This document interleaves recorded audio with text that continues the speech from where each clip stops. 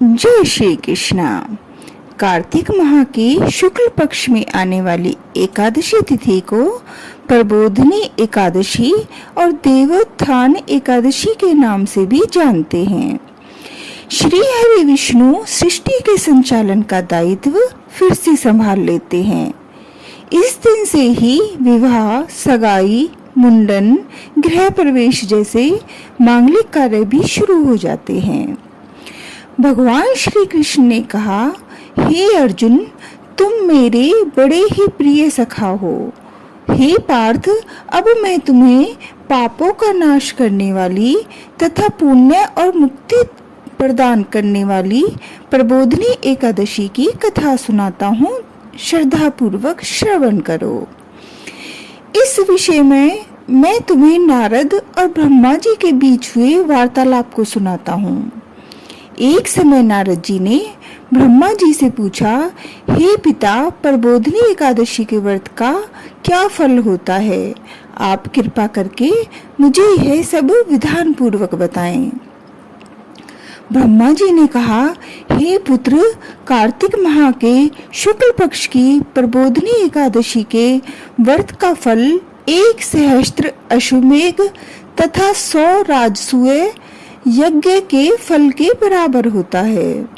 नारद जी ने कहा, हे हिता, एक संध्या को भोजन करने से और रात्रि में भोजन करने से तथा पूरे दिन उपवास करने से क्या क्या फल मिलता है, कृपया कर सविस्तार समझाइए। ब्रह्मा जी ने कहा, हे नारद, एक संध्या को भोजन करने से 2 जन्म के तथा पूरे दिन उपवास करने से 7 जन्म के सभी पाप नष्ट हो जाते हैं। जिस वस्तु का त्रिलोक में मिलना दुष्कर है, वह वस्तु भी प्रबोधिनी एकादशी के व्रत से सहज ही प्राप्त हो जाती है। प्रबोधिनी एकादशी के व्रत के प्रभाव से बड़े से बड़ा पाप भी क्षण मात्र में ही नष्ट हो जाता है।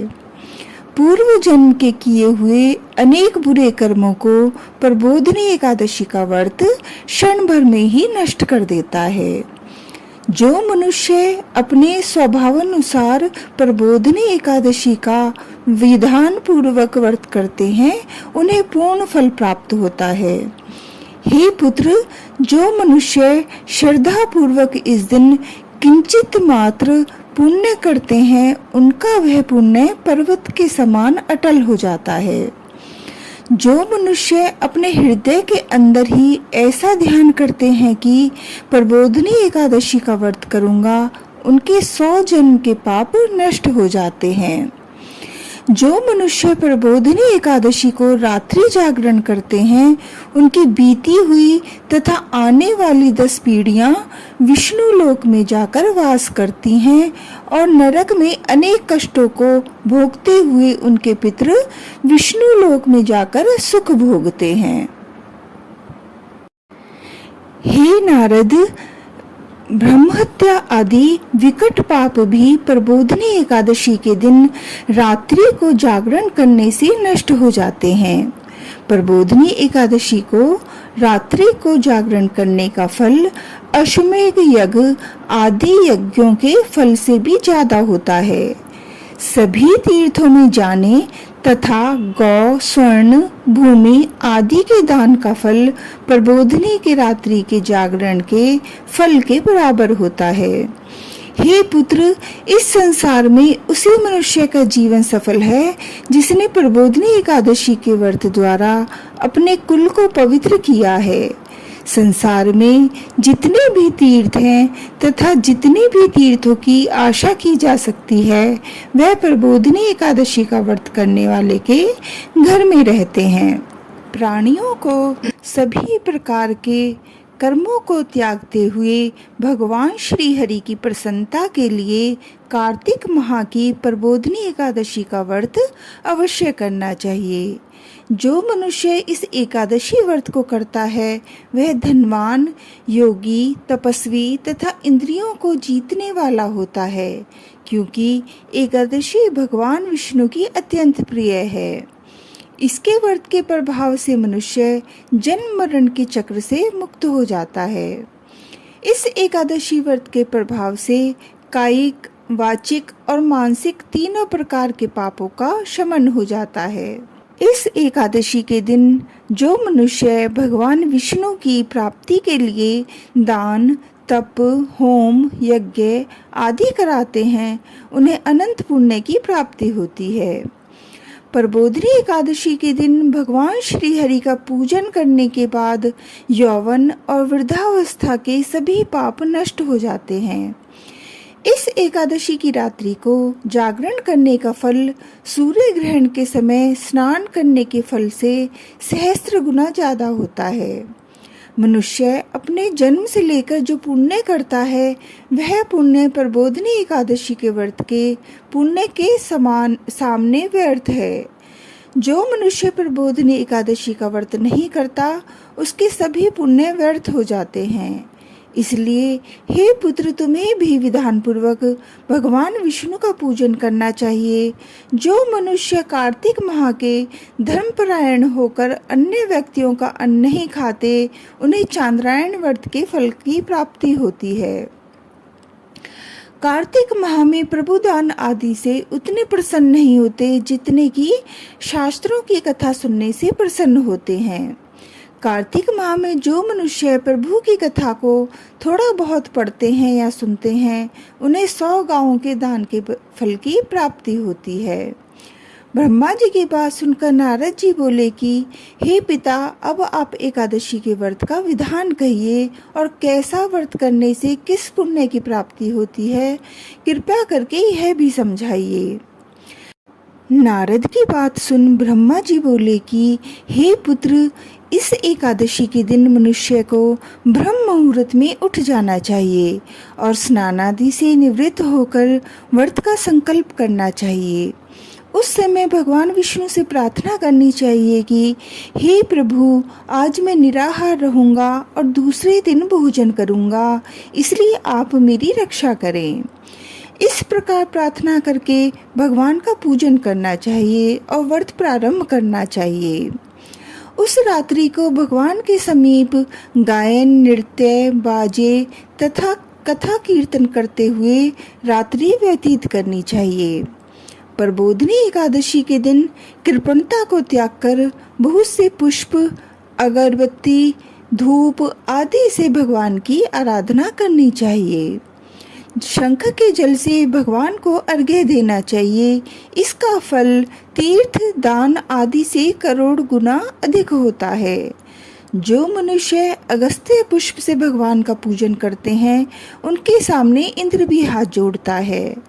कार्तिक माह में जो बिल्व पत्र से भगवान का पूजन करते हैं, उन्हें अंत में मुक्ति मिलती है। कार्तिक माह में जो मनुष्य तुलसी जी से भगवान जी का पूजन करते हैं, उसके 10,000 जन्मों के सभी पाप नष्ट हो जाते हैं।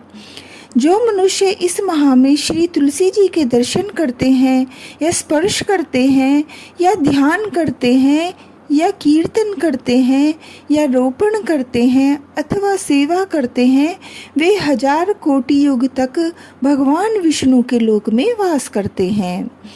जो मनुष्य तुलसी का पौधा लगाते हैं, उनके कुल में जो पैदा होते हैं, वो प्रलय के अंत तक विष्णु लोक में रहते हैं।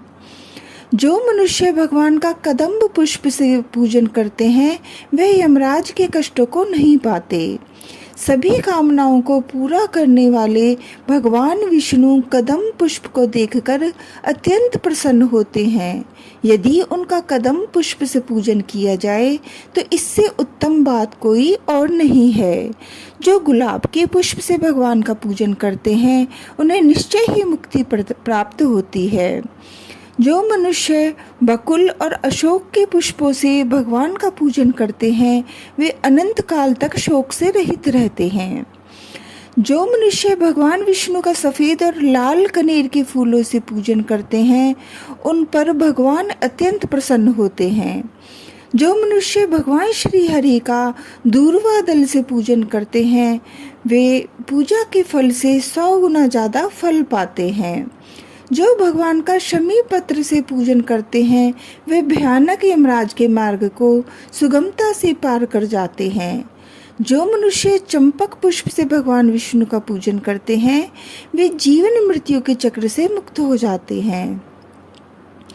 जो मनुष्य स्वर्ण का बना हुआ केतकी पुष्प भगवान को अर्पित करते हैं उनको करोड़ों जन्मों के पाप नष्ट हो जाते हैं। जो मनुष्य पीले और रक्त वर्ण कमल के सुगंधित पुष्पों से भगवान का पूजन करते हैं उन्हें श्वेत दीप से स्थान मिलता है। इस प्रकार रात्रि में भगवान का पूजन करके प्रातःकाल शुद्ध जल की नदी में स्नान करना चाहिए। स्नान करने के उपरांत भगवान की स्तुति करते हुए घर आकर भगवान का पूजन करना चाहिए। इसके बाद ब्राह्मणों को भोजन कराना चाहिए और दक्षिणा देकर आदर सहित उन्हें प्रसन्नतापूर्वक विदा करना चाहिए। इसके बाद गुरु की पूजा करनी चाहिए और ब्राह्मणों को दक्षिणा देकर नियम को छोड़ना चाहिए। जो मनुष्य रात्रि स्नान करते हैं उन्हें दही और शहद दान करना चाहिए। जो मनुष्य फल की आशा करते हैं उन्हें फल दान करना चाहिए। तेल की जगह घी और घी की जगह दूध, अन्नों में चावल दान करना चाहिए। जो मनुष्य इस व्रत में भूमि पर शयन करते हैं उन्हें सब वस्तुओं सहित शय्या दान करना चाहिए। जो मौन धारण करते हैं उन्हें स्वर्ण सहित तिल दान करना चाहिए। जो मनुष्य कार्तिक माह में खड़ाऊ धारण नहीं करते उन्हें खड़ाऊ दान करने चाहिए। जो इस माह में नमक त्यागते हैं उन्हें शक्कर दान करनी चाहिए।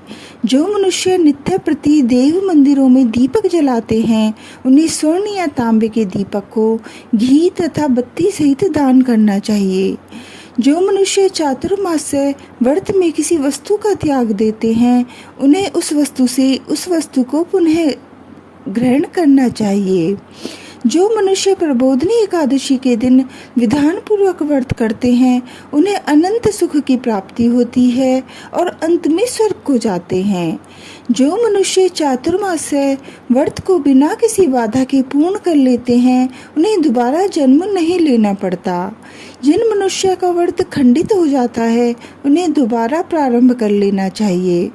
जो मनुष्य इस एकादशी के महात्म को सुनते व पढ़ते हैं उन्हें अश्वमेध यज्ञ के फल की प्राप्ति होती है। जय श्री कृष्णा।